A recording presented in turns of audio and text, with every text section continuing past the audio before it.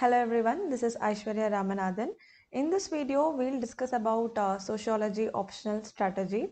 I'll be discussing about the book list which I referred and the importance of test series while preparing for optional, and also few snapshots from my answer paper, and also few techniques which I have devised for improving my answer writing. So let's start the presentation now.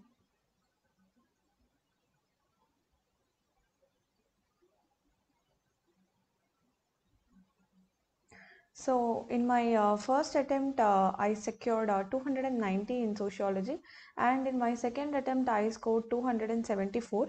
So that is also considerably a good score for in that year. So moving on, and this is since I prepared in a very short amount of time, my book list is very less compared to other toppers who have cleared from sociology, and this worked for me because I spent a lot of time contemplating on how to write my answers. So that's why my book list might be say, very limited, but I revised it a lot of times and I refined my answer writing strategy.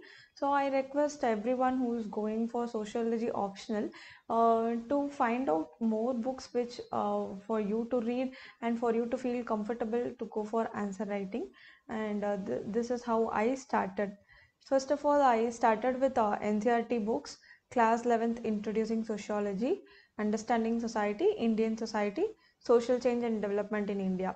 Reading in the sense, this is not, we need not mug up or memorize these NCRT books like we do for prelims and mains. This is only for our understanding purpose, to get an introduction to the subject, to get a basic understanding of the subject. This is needed.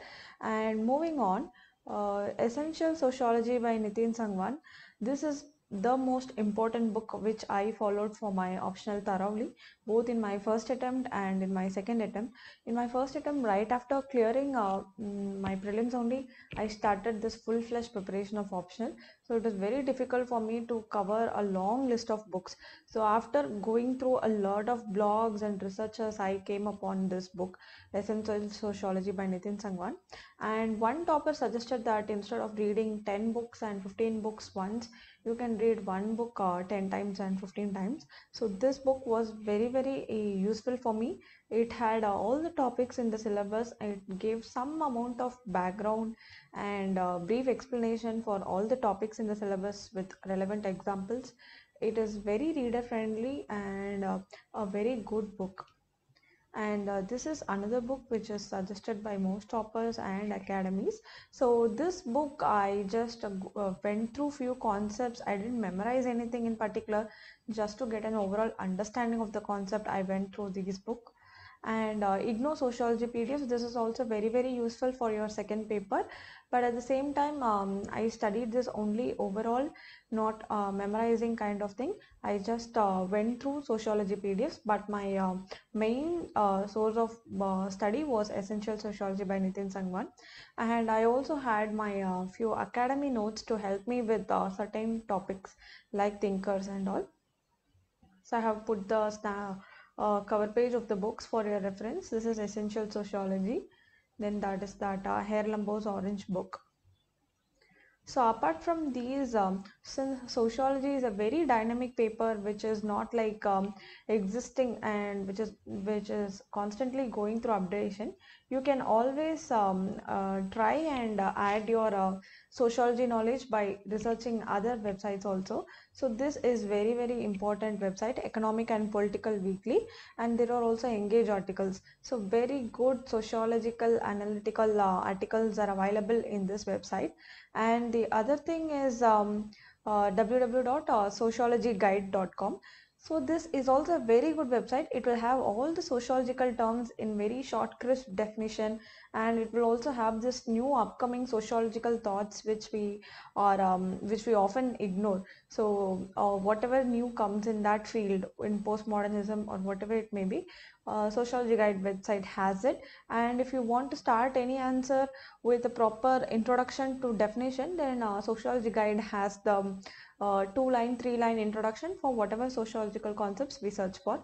Then another thing, when I started my preparation for sociology, I couldn't understand a lot of concepts like what Emile Durkheim was trying to say, what Max Weber was trying to say. At that time, I used to search in YouTube for any very easy videos. At that time, Crash Course Sociology was very, very good. Like it has all those animated things which help you understand the concepts better. So once you're able to understand the concepts better, your answer writing becomes very good. And then you should also refer to Topper's answer paper in various websites. You have a repository of Topper's answers copies in visionias.com, where you can just download the paper and see how they have attempted the questions and how it looks more authentic, and how you can make it look more like sociological answers. So test series is like very, very important while writing your optionals, because you have to refine a strategy and make yourself sure that you are going to clear this exam with this optional. So it's very, very important for you to practice beforehand and understand your optional subject better. Test series is also very important for us because to complete the syllabus, every Sunday or Saturday they will fix some amount of syllabus. We will study all the syllabus, we'll give the test. By this way we will be able to complete the syllabus.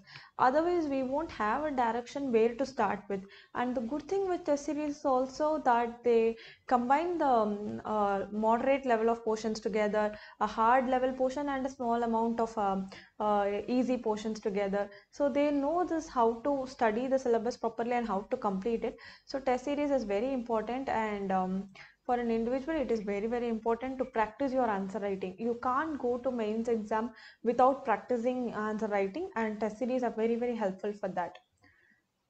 So in sociology, answer writing is the most challenging part. If you take the optional syllabus of various subjects like sociology, anthropology, and political science, you will find that sociology has relatively lesser syllabus compared to other subjects like geography, history, management, or whatever it may be. So the catch is that answer writing is very, very difficult in that you will be able to cover the syllabus in the given amount of time, but you won't be able to produce that content which you have studied in answer writing, because the questions are going to be very dynamic. They are going to make you analyze a lot and a lot. So there will be a lot of thinking process which is going to take place in the exam hall. So there's going to be a lot of analytical part while writing your answers. So it is very important to practice your answer writing in sociology. So the risk in sociology is like 40% studying the syllabus and 60% and answer writing only. So there is no one correct answer for sociology. Five people can write five different answers, and it can also be right. It's five different approaches to one particular question, and as long as it fits to the sociological key points which are needed to address the answer, you will get the very good amount of marks in sociology. So the problem in answer writing in sociology is that most of the questions look very general, and any UPSC aspirant from other optionals can also attempt these generalistic type of questions like how can poverty be eliminated in India. Anyone with proper UPSC preparation can answer this question, but the problem lies in writing it in a sociological way. Since you are writing sociology optional, UPSC always expects your optional to be at the level of masters. So all the syllabus is designed as per the master's degree, like MA Sociology, MA Political Science, MA PubBat. So you have to be well versed at that level, and your answers should also reflect the same. So writing theoretical answers instead of generalistic answers is very, very difficult. Even after studying sociology, you tend to write very generalistic answers like the likes of which we write in GS. But note this point, it is completely different from what you're writing in GS1 and what you're writing in sociology. So this is the trick in it. For example, I have taken a question from 2019 question paper. What is civil society? Present a note on civil society engagement with science and technology policy in India. This they have asked in paper 1 in 2019. So anybody can answer this if they know a basic understanding about civil society and their participation in science and technology. The trick is how to write it as a sociological answer. That is very difficult. And I'll tell you how to approach general questions like this in a way where you can write sociological answers like later in the presentation. And another problem in sociology is that they used to ask a lot of open-ended questions which leave you to write whatever you want, you can write in that answer. But it can also be potentially scoring and potentially average scoring or less scoring depending upon the answer you give. Because if you add it with a lot of sociological concepts, you will get a lot of marks. But if you are not addressing it in a sociological way, you will get less amount of marks. Example, what is social security? Examine recent social security measures adopted by GOI. So if you're preparing for mains, anyone can write this question, but as I said earlier, you have to write it in a sociological way. So how to make this answer look more sociological and more theoretical? So you have to use a lot of thinkers. Whatever thinkers you have studied in sociology, you have to somehow implement them in your answer writing. I try to start my introduction with a thinker. It's not possible for all the questions, but at least if you're going to write 10 marks, you at least try to infuse six questions with starting with thinker as the introduction, and conclusion also should end with a thinker. It might not be a major thinker like Karl Marx, but you can go with a thinker who has given just one word about that concept, or just talked about that concept. You can take that thinker and put it in the conclusion. Or if you're not comfortable with thinkers, or if you can't memorize those names, and if you're often getting those names wrong, you can always go for sociological terms, like social mobility, marginalization, alienation, and all these kinds of words you can use in your subject. And trust me, there will be some terms where you can easily replace by sociological terms. Um, then you have to use at least in the total answer minimum 2 to 3 thinkers you can use in an answer. But at the same time, you should not bombard your answer with thinkers like 6 and 7. It will get slightly annoying for the examiner to correct it, because you are not analyzing it from your point of view. You're just presenting the thinkers. There should be at least like 20% of your analysis in that, and rest with the subject's answers. So as I said earlier, you can use sociological terms like social mobility, organic solidarity, alienation, etc. If an open-ended question, like I said earlier, the civil society question or the social security question, if it is an open-ended question, try to find the relevant syllabus heading. Somewhere this civil society will be coming up, be it power elite or some kind of participatory election, participatory democracy, something like that. It will come under that. So you have to find that question and the relevant syllabus heading. So once you are able to figure this out, then you will find out what thinkers to put in, because you have read the syllabus heading properly and the thinkers and other. Now you have to just put those thinkers under this question. That's just the trick. Then yeah, put thinkers and concepts from that particular topic. You can use this is a very common doubt asked by many sociology aspirants. Can I use current affairs example? There are a lot of current affairs examples, there's a lot of schemes, can I use them? Yes, you can use them. You can use it very, very moderately, to some extent only. Otherwise, it will become like a GS answer. So you have to exercise caution. Like out of 10 questions, I can say like write for 3 or 4, maximum 3 or 4 questions. Otherwise, it will look more like a GS answer. And if you're not aware of the particular syllabus heading, or if you don't know any thinkers and concepts from that topic, you can always add more dimensions to an open-ended questions. Like you can put the historical perspective and economic perspective from the side of women, and marginalized sections perspective, or a thinker's perspective. This is, while preparing, you will know that you have to compare and analyze different thinkers thought. This you can also use for open-ended questions. You yourself can take Marxian point of view, Marxian perspective. You can take Weberian analysis, or you can take this concept by structuralism, functionalism kind of analysis, and also postmodernism analysis, etc. So you have to practice these tips in your answer writing. Like if you keep on practicing it, like you have to take a note consciously that I'm going to put a thinker in my introduction, I'm going to write some concept in my introduction. Only then you will be able to perfect it, and when you come to your mains exam, you can directly write those thinkers and move on. So while practicing, you can evolve your own unique style. So whatever I've said earlier was what I practiced and what I analyzed. Nobody didn't tell me actually. So I was practicing and I got through like perfecting this strategy. We start with a thinker, end with a thinker. We don't know, we can put some sociological terms in that. So this was my style. So while practicing, you may also arrive at your own style which you're comfortable with. That you have to use, adopt it, and you have to keep practicing it.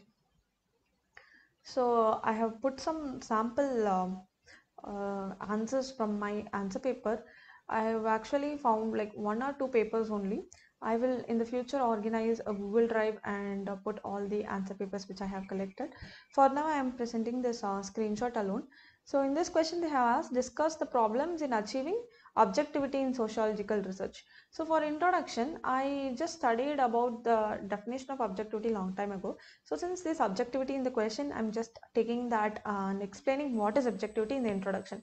Actually, it's not totally needed, or it's not totally irrelevant, but still it is a value addition point. So I have taken this according to Robert Bierstein objectivity definition I have written. That's it. So it makes my answer look like I'm a sociological student. But in fact, I'm a civil engineering student. I'm trying to making it look like I'm a sociology student by introducing some thinkers and by adding that definition. Just memorize this once, and whenever you have some objectivity point, you can just put in this thinker. So this is one way, starting with thinker. Then the other thing is you can end with a conclusion with the thinker. So this one is a question where it mostly focused on MS Gurier's thoughts, but in the end I have put the Goran Derbon's one suggestion as a conclusion. So I'm concluding it with another thinker who have gave some relative concept. Then this is another thing. You can use current affairs example as I have discussed earlier. So we are talking about inequality, and I have put Oxfam report of India notes that 58% of India's wealth is held by 1% of population. So that was available in newspaper that time. So I have written it. So like this one small current affairs at one question you can put it. You can't keep introducing current affairs in every paragraph. So yeah, this is that end of the presentation. So this was my overall strategy. I'll try to put all my websites which I have shared in the description box. Thank you.